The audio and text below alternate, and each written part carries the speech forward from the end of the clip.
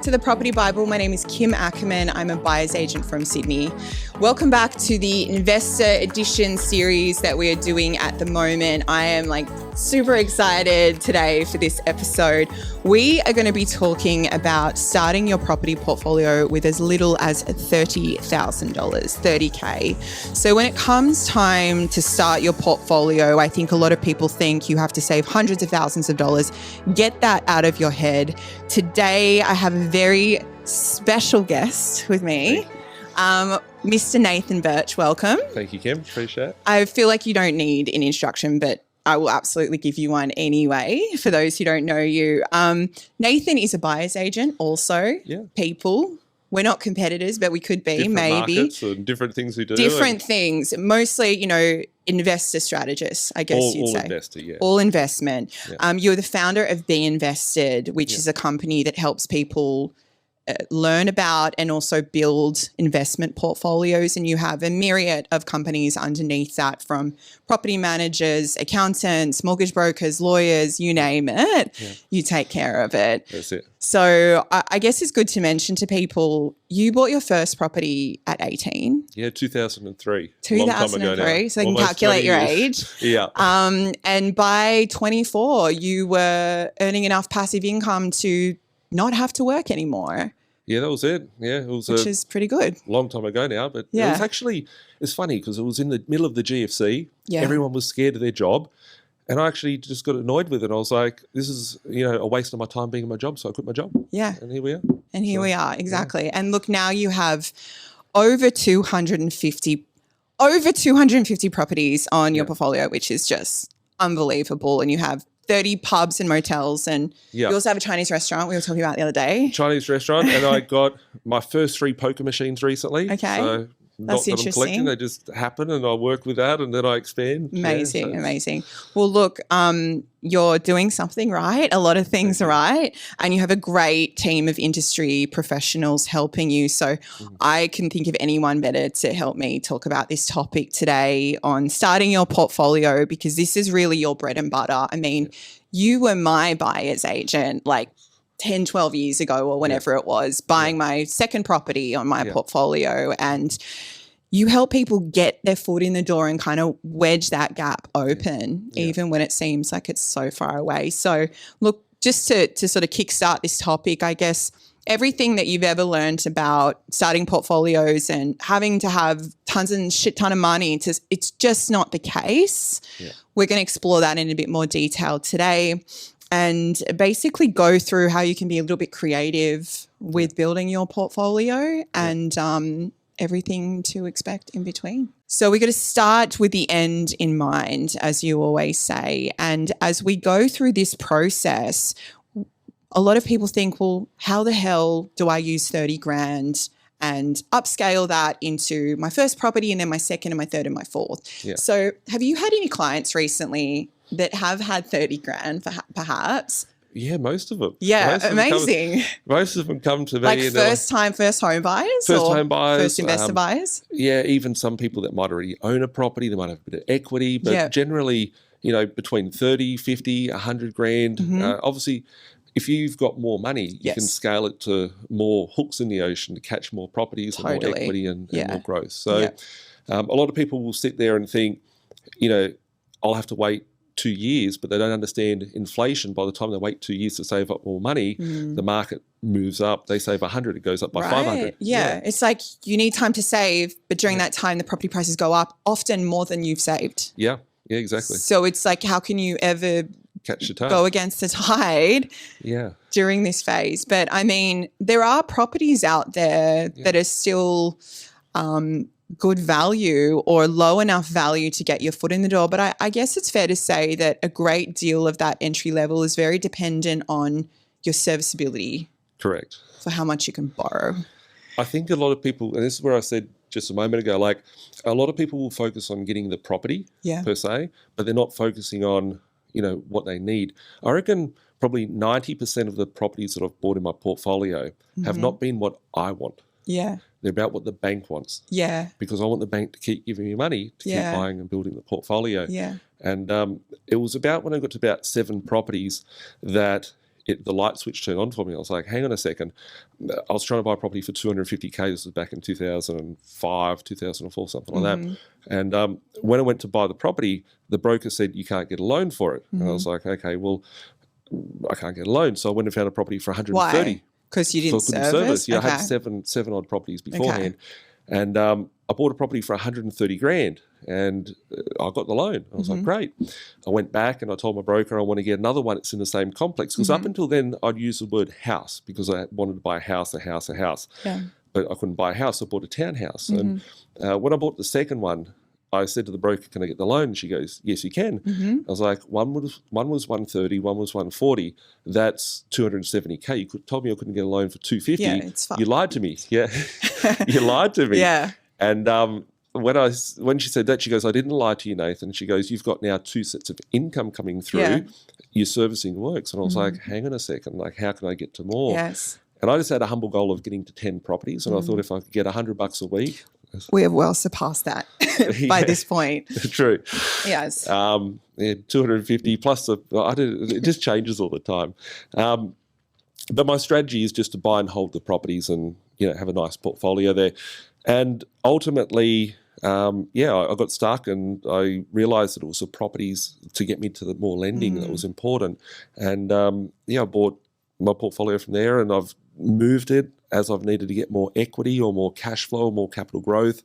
And the portfolio today is houses, units, shopping centres, acreages, all different things. Just random shopping centres and random Chinese restaurants as well. I didn't even know I bought a Chinese restaurant until the resort settled.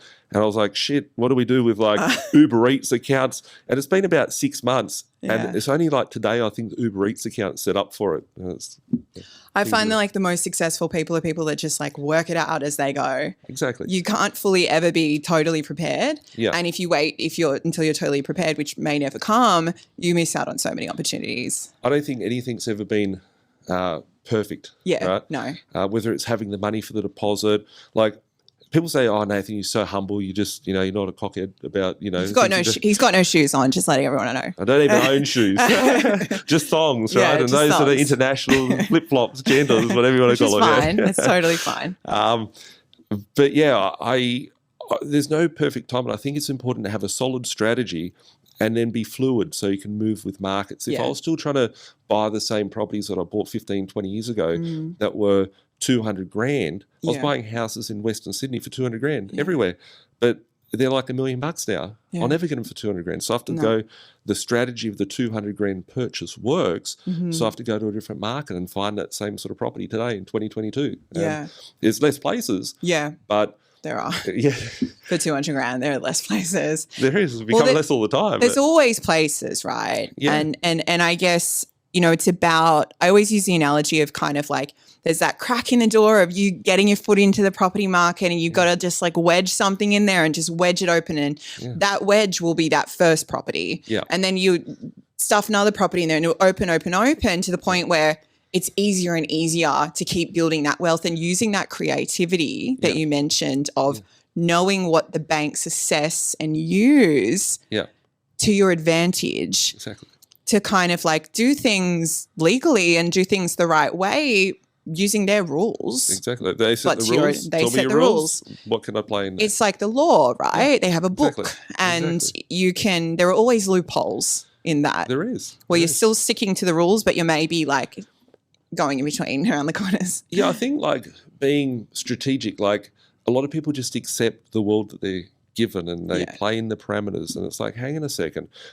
Most people will sit there and go, I drove to my office every day and I'm about 25 minutes away from my office. I live on a farm. I'm about to move a few doors up. I've just bought another one and it's a nice... You bought your neighbour's place? Yeah, a few doors up and it's a 4-year-old house, big mansion sort of thing. Yeah. But my house at the moment, it's a development site. It's on 10 acres and it's only it's an old fibro house. It's about 100 years nice, but just old and crappy. And I drive past all these new houses being built. And I'm like, I want one of them, right? Yeah, yeah. And I look at all their little yards. I'm surprised you don't have one of them by this point, to be honest. Exactly. I've got a big one now. Next 2 weeks' time. Okay. But what I realise is that when I drive to the office, I sit there and I think, who lives in these houses? They're 250 square block, no eaves on the house, all squished on top of each other. They're all $1.5 million properties. And I think to myself, someone, like, you have to have the husband and the wife both working in the household if one income can't afford that house anymore.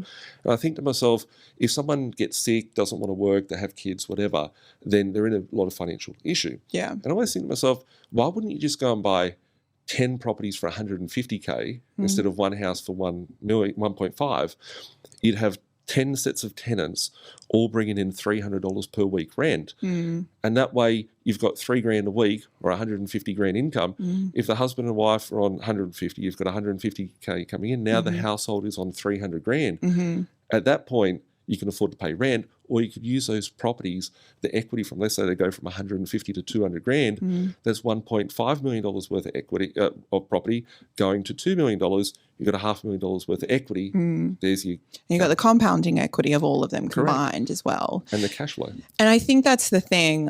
Don't be afraid to be creative when you're building portfolios. Obviously, it starts with knowledge. Yeah. Understanding what are the rules, that book that we're talking about, what are the rules, how can I use the rules to my advantage, and, how can I be creative with, maybe you'll come up with, if you don't have a buyer's agent, maybe you'll come up with 4 different options of getting into the door.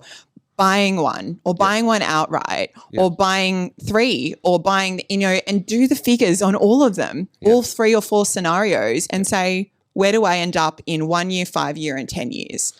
A lot of people have found over the last few years, you just touched on something there, will come to me and say, hey, Nathan, I can't get a loan. Yeah. Right? This is something a bit different. They can't get a loan. It's like, well, why can't you get a loan? The first question I ask them is, how much do you fail servicing by? Yeah. And they might say, I'll fail by $1,000 a month. Yep. Well, then I know, okay, we need to find $1,000 per month income. And if we can do that, then we can get you back to the loan.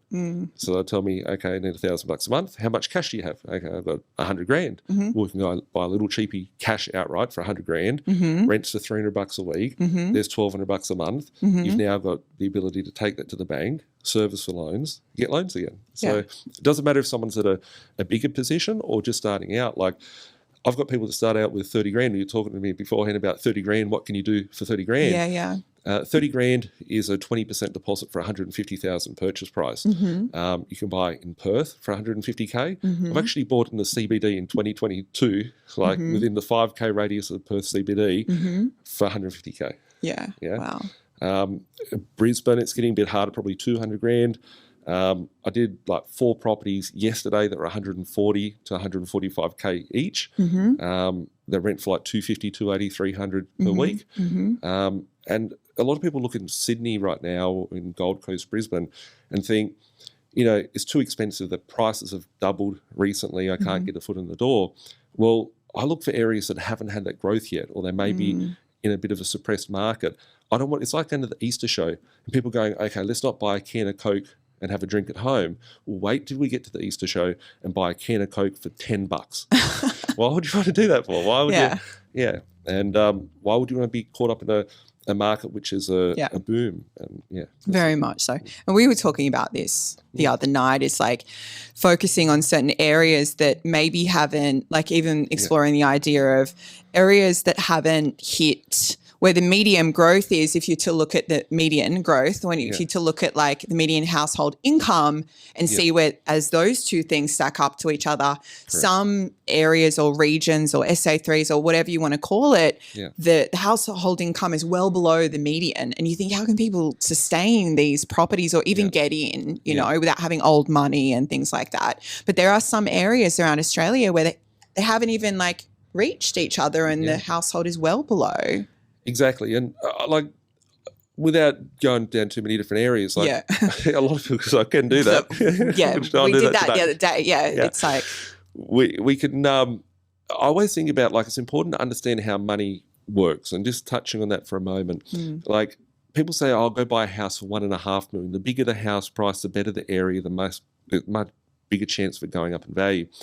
But I think about it and think, if you've got a $1.5 million property, for that to double, that has to go up $1.5 million. If you've got a 200 grand property, that only has to go from 200 to 400, it still doubles.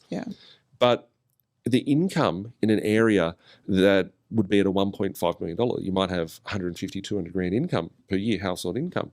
But on the 200 grand property, you might have 80 grand, 90 grand, 100 grand. So when you go to the bank and think how much does the mortgage cost, let's assume that they might assess it on a 5% or on a 6% because they do it at a different rate. If we're looking at a 5% of $1 million, that's 50 grand a year. If it's 5% of 1.5 million, then we're looking at 75 grand a year in interest. If we're looking at a 200 grand property at a 5%, that's like 10 grand a year. It's $200 a week. It's nothing. So those areas that have got the lower value with the higher rental and the higher income, good they yield. actually have the ability to go up. And every time interest rates go down, it makes it much more affordable because the costs come down. And this is the thing, and this is like making my brain explode right now, but basically just because you can't service for a loan, like you mentioned your client and even yourself, how you were strategic about buying those two, and then it's the same thing at the end. It's kind of like if you want to, everyone always says to buy a car, if you have a property, like it's 10 times easier to get a car loan. Yeah. But if you have a car loan to get a property loan, it's like 10 times harder. I'm just like, what does that even, why? You're going to end up at the same destination, but it's the rules and we're just going to make them work to our advantage. But if you can't service the house, sell off your car. Yep. Go get buy rid of your property, liabilities. Get rid of the liabilities. Yep. Get your house and see if you can go buy a car later. Okay. Probably go buy the same car back. Exactly. And then end up at the same spot. It just makes me insane. They set the rules. And you just got to work around them, even if you have to go backwards, basically. Exactly. But I've driven $500 cars so many times in my life. Yeah. I'm waiting for a new car to come at the moment. Yeah. I'm driving a Mitsubishi Mirage. So it doesn't matter how much. Nothing wrong with Mitsubishi Mirages. It's a $500 car. I'm surprised you fit in it, to be honest. 6'4". Yeah. But look, that was a really good thing that you said just before. And just to unpack that a little bit, if someone feels as though, all right, shit, I got 30K, I barely service, like what the hell do I do? Yeah.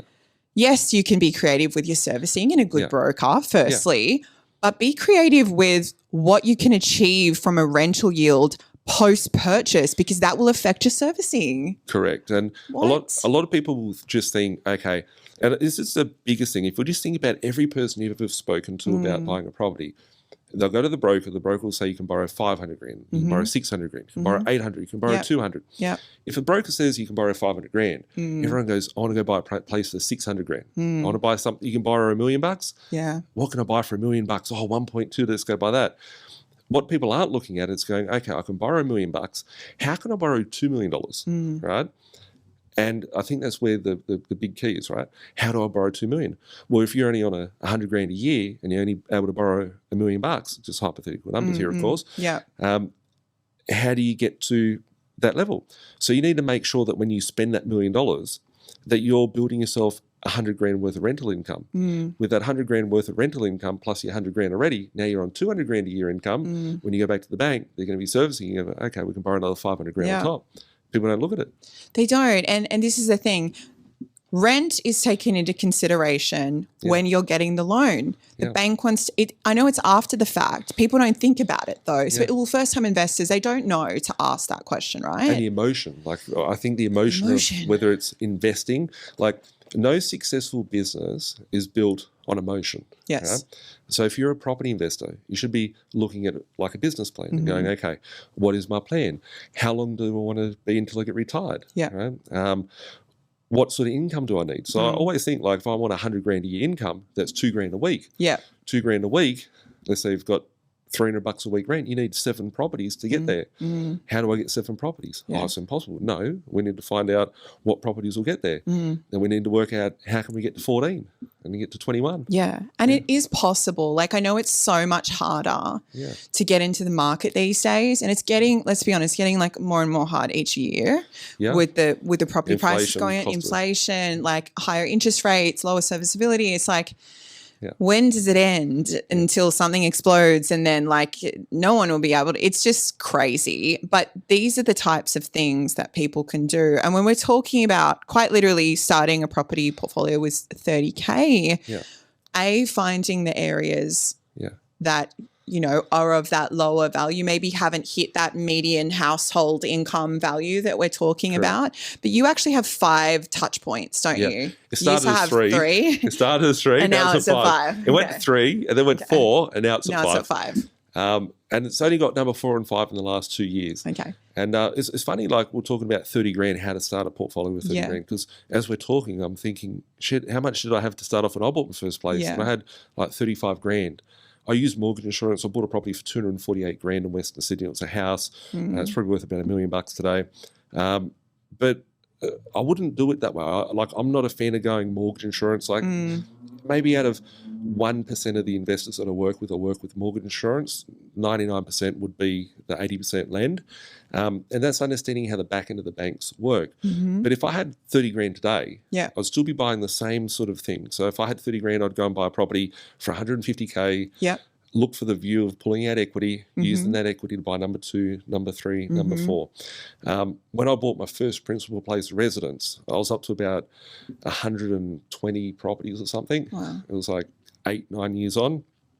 And when I bought that property, I remember sitting there and interest rates were about 6.5%-7%. It was $1.2 million. It was like... Shit. Yeah. Wow. That's a lot. Long time ago. Yeah. And I thought to myself, like, this will cost me $1,200 a week. And I thought, shit, what happens if I can't afford that? I'll have to rent it out. Yeah.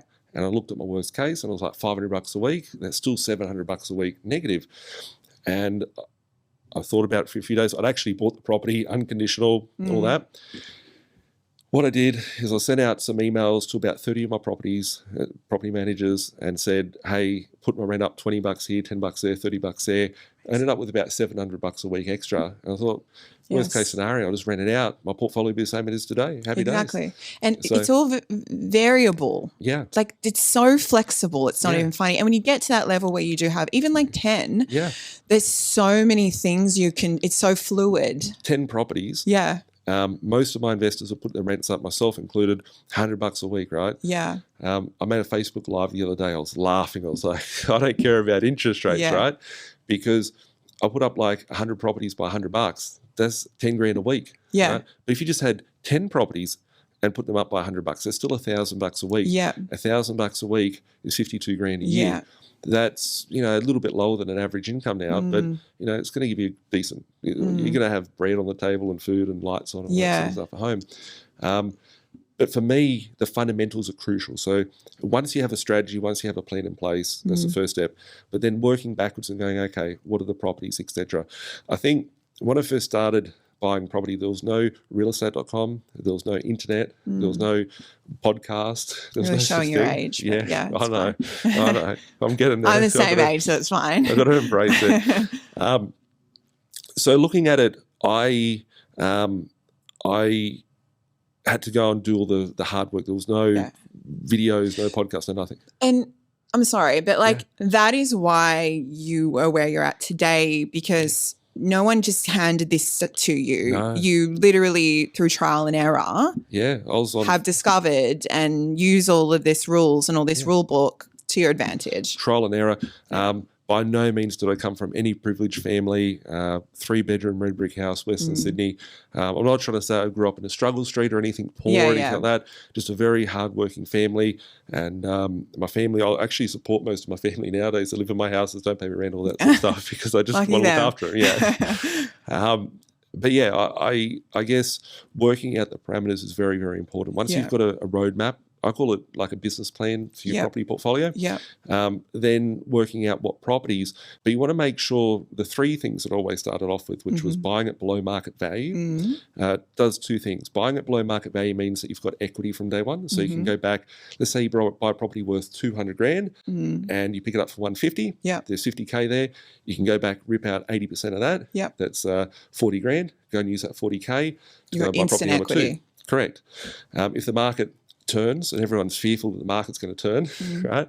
And I always thought about it. You're buying it below market value. So if the market dropped by 20%, then you could sell it and not lose anything. So it's protecting yourself and never concerned about the market. And making sure it's got upside for capital growth.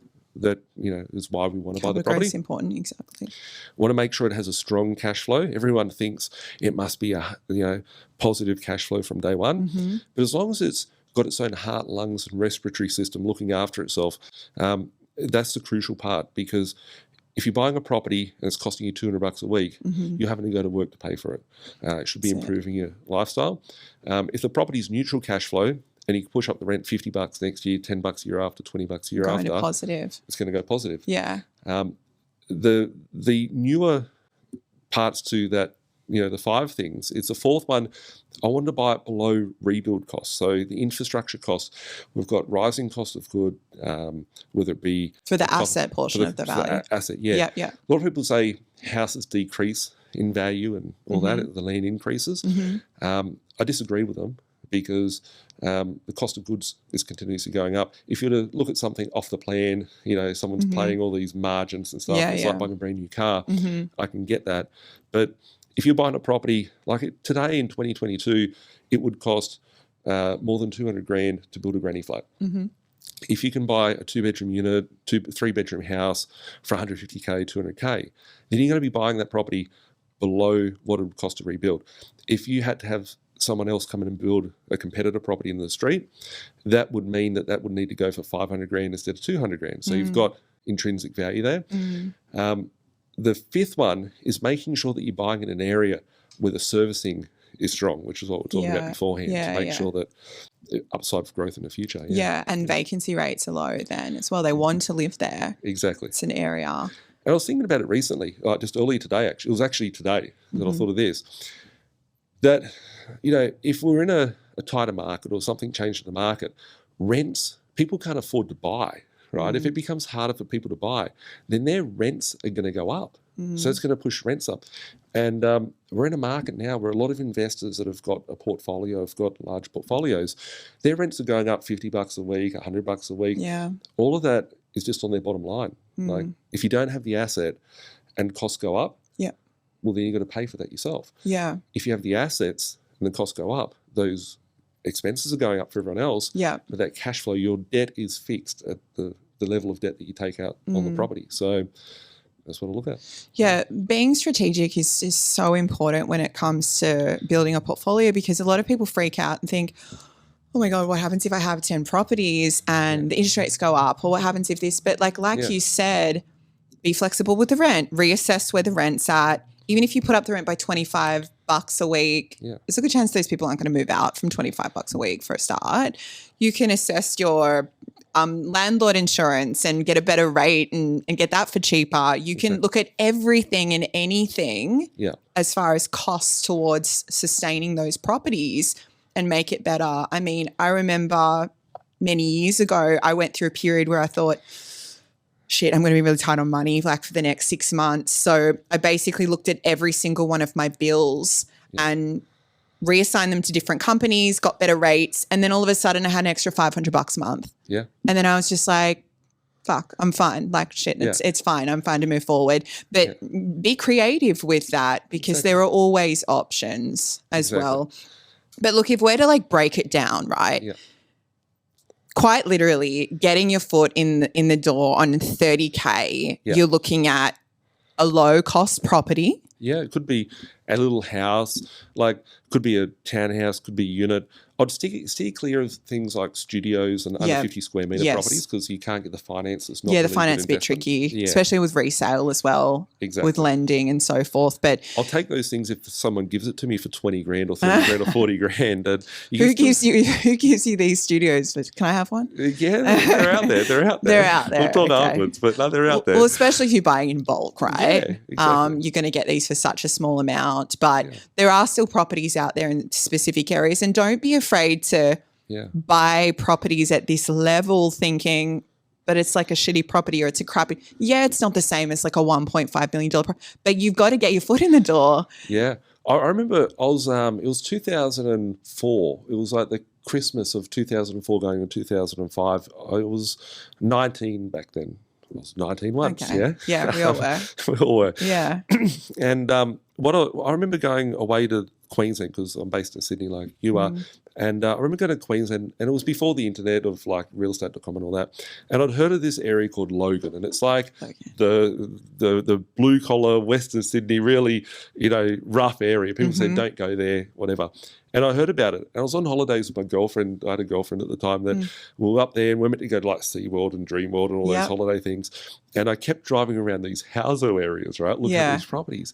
And I found these properties, they were like $50,000 for a 2-bedroom townhouse, maybe $70,000 for a house. And I remember looking at them, and Sydney market had doubled and had gone up to like a peak in 2003 and whatever. Boom, and it had busted between 2003 to 2008. And I remember going up, I knew nothing about markets, knew nothing about anything. And I was like, oh, wow, I could buy one for 50K, 60K. And I contemplated on it. And I had these opinions. I said, it's a townhouse. They don't go up in value. It's Queensland. It's too much high risk. That was your thought process back then? My thought process. Okay, not now. No, not now. Yeah. It's Queensland, so things don't go up in value there because I'd heard rumours from friends and family and whatever. And if something breaks down, I can't be there to fix it, like tap washers and stuff like that. It's all like mental barriers. Opinions, right? And opinions. It's a monkey on my shoulder. Yeah. And I was like, it's too far away. Like, it sounds good, but it's a big problem. Yeah. Anyway, the Sydney market crashed between 2003 and 2008. And I think if we look at it on like graphs and stuff, it probably went back maybe 30% over that period of time, pre-GFC. And in Queensland, the market actually went off between 2004 and 2009. And after GFC, the market crashed. So I realised, as an afterthought, many years later, that markets are not all linear. Right? They go up and down, sideways. For sure. They're not all stuck together. So there's counter-cyclical markets. So you've got some that are up, some are down. All over the place. And then the thing I realised at about 2007 or so, that's when I got stuck with the loans and I needed to buy townhouses and stuff. Bought my first townhouse and I was like, these things go up. Yeah. Right? And when I saw the townhouse go up from 50 grand in Logan to like 200 grand, I realised that my opinion cost me 4 times the money. I could put down 10 grand as a deposit and I've turned that 10 grand into 200 grand from 50. So if I put 10 in, went to 200, sell it off, pay out the 40K loan, I would have ended up with 160K from the 10K, right? It's probably better than Bitcoin, right? Yeah, better than Bitcoin. Right? Yeah. And secured against the house as well. It's the house, right? Yeah. It's got a cash flow coming through, unlike other asset classes. Yes. And then I realised that I never go to my properties anymore, so why would I want to be a tradie? I'm not a tradie. In the early days, you have to learn to let go. Correct, right? And I look back and those properties did go up in value tremendously. And I look at them now, they're probably worth like 300 grand, right? And the market went up to 200, maybe back down to 150, and then now it's 300. And people would have got scared at certain points. There's no chance I would have paid 200 grand when they were 200 grand beforehand. But given all the parameters around them, like everybody would love to buy one at 200 grand. But they've all gone up. And I think for a lot of people, it's scary to go to a different area, right? Even for myself, right? That was my first mistake. And the biggest regrets that I have with my portfolio are the decisions that I didn't take, looking back in hindsight. Oh, yeah. Yeah. And that is a big thing. I remember the one I bought with you. Yeah. I didn't even see it. Sight unseen, the figures matched up. It worked from an investment perspective. I didn't want to get attached to it emotionally. So I never saw it, never went to it. But eventually, like when I did buy it, I gutted it and renovated it and upped the rent and upped the value, pulled that money out that I spent on renovations, and then it just kind of did its own thing, right? And research is a big component of this. Exactly. Don't just go and buy a $150,000 property. Because it's cheap. Because it's cheap and you can afford it. That is not what we're saying at all. It's all very general information as well. But I guess to really give people some tips and put this in like a step-by-step approach, would it be fair to say, first things first, if you got your 30K, go and find out how much you can borrow. First step, find out how much you can borrow. They might say you can't borrow anything. They might say you can borrow 500 grand. And don't go to your broker and say, I've only got 30K. Just say like, look, what's the maximum I could borrow? If I had more money, what could I borrow up to? And then you've got a bit of a roadmap of what you can borrow financially. Yes. And then go, okay, I can borrow $1 million. Let's just spend 150 today. let's use our deposit, buy the first one. Yes. Once you buy the first one, I guess reverse engineer that plan of what the end goal is, because a lot of people just willy-nilly just go, okay, I'm going to buy a property, and then I just want to buy lots. Just want to buy lots. Yeah, exactly. I want to buy lots. Keep buying. I want to be like you. So I said that at the beginning. I was just like, I just want to buy everything. And okay. But it's like everybody's skill set's different. Everybody's background is different. Yeah. And everyone has different risk profile, different comfort levels as well. Right. They may not want to get 10 in the first year. Yeah. They might want to get 1 a year for 10 years, or maybe 2 is enough for a lifetime. I see people that could buy 10 tomorrow. Yeah. And they go, cool, I'm going to do everything. And then they do nothing. Yeah. I see people that are like got 30K. Yeah. And then they hustle and they just want to keep, like, they're so committed, and they'll get to 10 in a year or 18 months, and it's like, but it is possible. And it's just about persevering. Exactly. Right? Exactly. So find out how much you can borrow. Correct. First of all, get your deposit, get your 30K, 50K, whatever. So if you can, once you know what you're working with, and you got to go, okay, I can spend up to 150. I've got the deposit to buy 150. What areas would be the best that would match that? I don't want to go to a bush area. I don't want to go to a one-horse town. Broken Hill. Yeah, Broken Hill. Like, exactly, right? No. And those properties are cheap because they're cheap, right? Yeah. The banks don't lend on them properly. I've never been. They've never even been interested in looking out there. Yeah. But like there's areas like you go, okay, well, where's the capital cities? Let's look around all the capital cities. You go Perth, that's probably got the lowest sort of purchase price now, and you got Brisbane, that's got very low purchase price. Even in Sydney, like in 2022, you can still buy in Sydney for like 310 grand, 315 grand. I actually bought a unit in Parramatta today for someone, one of my staff actually, for 315 grand. Yeah. In Parramatta, 2-bedder. It's like, it's still and not a studio, like a 1-bedder. Two better, yeah. It's an ugly red brick thing. It's like absolute, looks like dog shit. And I said, like, just buy it, right? But you're wedging your foot in the door, right? Or you're adding to your portfolio. Well, she's going to buy the property. It's going to revalue for 400, 420. Hopefully, touch wood. You can never guarantee the banks. But given all the data that's out there, you go revalue it, pull out 100 grand, 80% of that's 80 grand. There's 2 more deposits there. Yeah. And that's, it's just you have to be like an artiste to go through this process, I feel like. It is. And there's no like one size fits all. No. You know, like it's like everybody's position is different. And I think over the last sort of 13 years of helping people in that, I see, someone might have massive income and can service well, but they have no money. Yeah. Someone might have heaps of money, but they can't service. Sometimes I think, I should just put those 2 people at the table and say, okay, you guys buy together. Like this is a joke, right? Yeah. But it's everybody needs something different, and it's working out what you need, what vehicle it is that you need to get you to the next level. But if you know where it is that you're going, then you can make, the appropriate steps. If some people have good habits, some people have bad. If someone's unhealthy, they're out partying and, they're eating bad food or whatever, you can't just go and be fit all overnight. You have to, go to the gym, you have to cut back on what you're eating, do the right steps. Same thing with your finances, same thing with the property portfolio. Yes.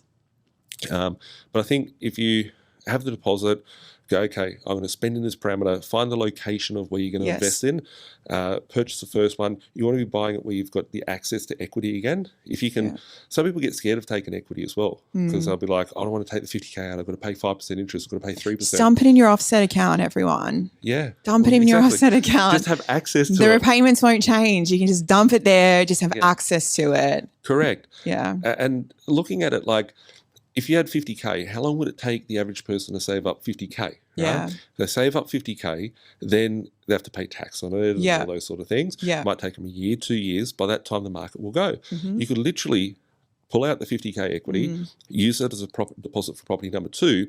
3% interest on 50K is $1,500 a year. 4% interest, because the interest rates may go up and people are scared of it, will cost you an extra $500 a year. Yeah. If you can just push your rent up by $30 or $40, that's going to cover the equity, and then you get the next property. Yeah, and just leapfrog. Look, I'm obsessed with spreadsheets. It's very important. I'll say that off the bat. If you are getting into property investment for the first time, get obsessed with spreadsheets and learn how to do formulas, because you will be able to uncover the unknown and look at these complex situations and know the answers to the end goal of if you went down avenue 1, 2, 3, 4, or 5, and be able to make a very well-informed decision on what is the best approach moving forward.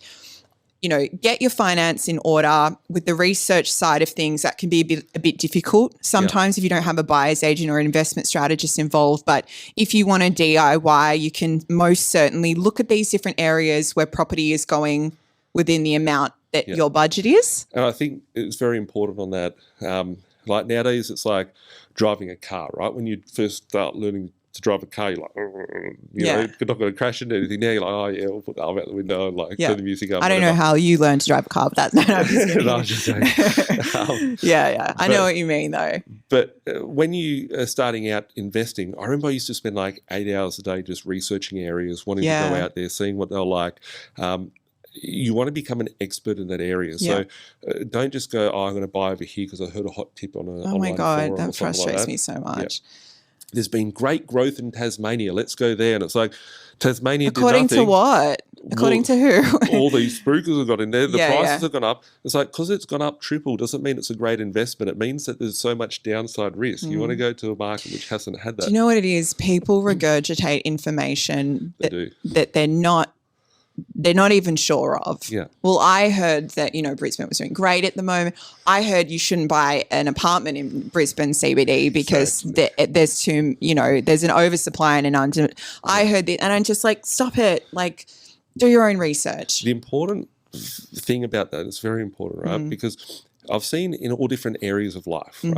I remember when I first started investing, I had so many people saying, don't buy in household areas in Western Sydney. Don't buy this. If I was you, I wouldn't do that. And it occurred to me, I think it was about like 19, and I had like someone say to me, don't do this. And I was thinking, if I don't do that, I'll be you, right? Yeah. And if I'm you, I'm not going to be happy with my life, right? Because your decisions led to you to where you are. Savage, but right? It's true, right? Yeah. And then I see it like I remember like years ago, I was like talking to this tradie, and he was like a divorced, alcoholic, angry guy. There's nothing wrong with any of that. Sorry if you was no, he's all right. Okay. He was too drunk and stuff. He was a bad tradie, right? But he used to go, women, blah, blah, right? Because he was angry and upset because his marriage didn't work, right? Okay, yeah. So if you were to go to him and say, I've had a bad day, the wife or the girlfriend or whatever, and you listen to his advice and take his advice, you're going to be the drunk, angry old man at the pub. Yeah. You go to the person with a successful marriage and they go, marriages take a lot of work and all that sort of stuff. They'll be like, okay, that's a good idea. I'll take your advice. Yeah. So go to the expert that has what you want to achieve and actually 100%. Yeah. Like, how can someone give you advice on like where to buy and where not to buy if they don't even own property to begin with, or even know you? Yeah. Look, I'm really bad with this sort of stuff. I don't take advice from anyone about anything. Like ever. I just don't. I take in information. But I don't ever take anyone's advice because I like to make up my own mind and not be influenced by external factors in any facet of life. And it's the same with property investing. Forget about the rumors. Do your own research when it comes to that portion of it. So we could talk about this, right? And we keep going off tangents. But look, the snapshot of this is get your finance in order, find out how much you can borrow. Make sure you've got it like a good creative banker or broker that's going to look outside the square, use your rental income to your advantage. Because he might say, and this is what I don't see often, which probably frustrates you as well. Like a broker might say, you can borrow X amount of dollars, like 100,000, just say. But then if that person says, what if I get X amount of income or X amount of income, all of a sudden that changes. Exactly. Because your base income is different. Because they've made an assumption already. They've made an assumption based on their salary from their one job that they have. Correct. If they say it's an investment property, roughly how much? And so you start to get flexible and you can use the yield to your advantage to say, okay, so I want to borrow 500,000, for example, with this little tiny deposit I have. That means I have to hit 4.5% net yield in order to achieve that loan. Reverse engineer it, like you said. Exactly. Like Such a simple thing, but this is something that people just don't talk about, right? Also, the broker being proactive enough, because a broker, I see so many times that a broker will cross-collateralize someone's loan or make it so they're stuck, right? It might be easier for the broker, but it's not the best interest for the investor. Yes. They fix them, they do all these ugly things. Every time I ask them how long they fixed it for, and they go, 2 years. I know they fixed it for 2 years, so they protect their commissions. Yeah, I know. And it's really, really ugly. But if your broker may not be able to package a loan up one, mate, they may be able to take it to a different bank. So what I mean by that is there's so many times where, like, this is just an example about CommBank 2 years ago in the Gold Coast. Yeah. They were only taking 50% of rental income in, right? So if you went to CommBank and went to the Gold Coast, 50% rental income, you can't service. Yeah. But if you went to ANZ or Westpac or another bank, it would be fine. Yeah. So you've got to shop those properties around and shop that loan around to make sure you get the best servicing. And everyone looks at interest rates and go, what's the best interest rate? I don't look at interest rates. Who cares? I always tell people, like, not a mortgage broker, but like, don't look at interest rates. Look at what you're getting at the end of the day. You can massage the interest rates later. You can literally call the bank up 6 months later and say, can you drop it? Like, there's so many options and there. One today, it could be 25 basis points different. One puts up the rates and you're behind the other one. The most important thing, I think, is understanding what that loan product will do. Yeah. You need to ask these questions, like, how soon can I pull equity out? Yeah. The broker might say, well, you have to wait 12 months. If you put a 10% deposit, like, there's all different parameters around it. So, yeah, we don't want to get everyone confused with all the information. Gosh, there's so much. You just go off into so much. But the finance is a huge chunk of this, because that you got your 30K. The finance is going to tell you whether you can borrow 80, 90%, have LMI, not have LMI, like depending on what bank you're going with. Sometimes they don't charge you LMI to go up higher, more than 80%. Then you have the option of like having a creative broker. Then you have the option of making sure that like they're throwing in like the proper rental yields. And then you have the option of like changing that rental yields and finding the property suited with a property manager. And then you have the option of like, what was the other thing I was thinking of? There's so many different, just don't take no for an answer. We were talking about this the other day. Like if someone tells me you can only borrow 400K, okay, thank you so much. Yeah. If you're not going to like look further into that, I will simply go with somebody else, because there are 5 other avenues we can explore. Second, third tier lenders. We can explore, the grants, the government grants that are out at the moment. There's like a million things you can look at. You can look at dual income properties that are going to provide you like so much yield that you'll explode the amount of serviceability that you thought you never had. Like, it's just so much. Anyway. We could talk forever. We could. I need to give people some real tips, because we always wrap these episodes up with tips at the end. So, look. Have a plan. Have a plan. Yeah. Understand your market you're investing in. Yes. Have the right team around you. Yes. Make sure when you're buying a property is below market value, so you've got the upside for growth with it as well. Yeah. But making sure that equity, if it's below market value, you can take the equity out for property number 2 or property number 3. If it's below market value and the market does change, well, then you can sleep at night. And if you have to sell it, you can sell it and get your money back on it. So, I think, hold your breath and just do it. Make sure that whatever you do, the numbers add up, because numbers don't lie.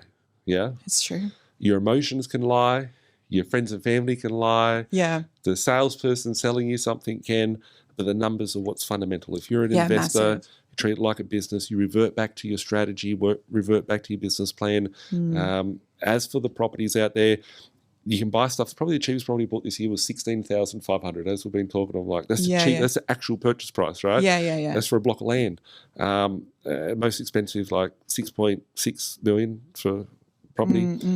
They come in all different shapes and sizes. They do. They're all for different people. They're all for different strategies. They're all for different reasons. And they're all for different entry levels as well. Correct. And what point of your portfolio, what part of your journey are you at? Can you add different levels of risk? And that's where you need to... Look, I think starting at 30K is going to resonate with so many people that are listening to this. I know there's so many people I can rattle off in my head that are like, 30K is like attainable, right? Sell your car.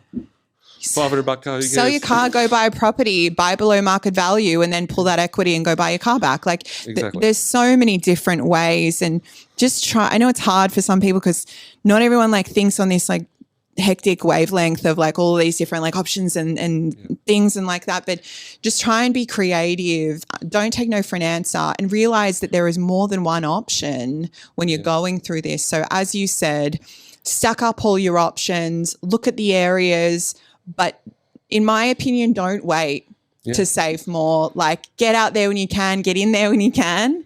And if you look at money and inflation, right? Like if you had $1,000 in your bank account today, you're going to buy a lot less stuff than what $1,000 last year would have been. Yeah. And if you go back the year before, $1,000 less, it would buy you less. And, you know, if you cash is trash, right? And that might be a bit controversial for a lot of people, but like cash is buying you less. I want assets. I want cash flow coming through. I want to see that $1,000 keep hitting my bank account, not sitting in there, doing nothing. So literally doing nothing at the moment. Like if people have hundreds of thousands of dollars in their bank account, it's losing money. It's losing money. You'll be better off going and buying an investment of some kind, whether it's a parking space or a house. Yeah. Getting your foot in the door and at least earning an income, and then being able to claim back on those expenses and so forth. And getting that cash flow. Getting the cash flow. And look, cash flow. There's so much more to, like, there's years and years of learning to do with properties, but start, if you are looking at buying your first investment property, start now. You know, there's millions of free podcasts and articles and stuff online that you can just learn about this if you're genuinely interested in it, and it's going to help you strategize, build your portfolios. But don't be afraid to buy that shitty little property at the entry level, because if that's the only level that you can get in at, so be it. Yeah. But you will get bigger and better, and it will get better down the track. When I first started investing, $248,000 wasn't my goal. But I realized that I had an option of buying a $500,000 property. Yeah. And if I bought that property, that's where the story would have ended. I would have been stuck on that mortgage, high interest rates, all that sort of stuff. But I realized that I could have bought 4 of those properties at $250K. So I could have had $1 million worth of property. Yeah. Difference is, if we fast forward to today, is that I had 4 rental incomes that have all doubled and tripled in size. Those properties have all doubled and tripled and done their things. The property that was 500 is probably worth about 1.3. The one that's at 200, 250 are now worth $1 million, $1.2 million. Yeah. Reality is that if we see a boom today, tomorrow, next year, 5 years, doesn't matter when, right? I'm playing the long game by collecting assets. I have no respect for cash. I just want the asset that's going to bring the cash flow. Yeah. The cash, people want cash too much. They sell a property and whatever. I want it gone as soon as I can. But if the market was to double, would I want to see $1 million double to 2 million, or 5 million double to 10, or 10 million double to 20?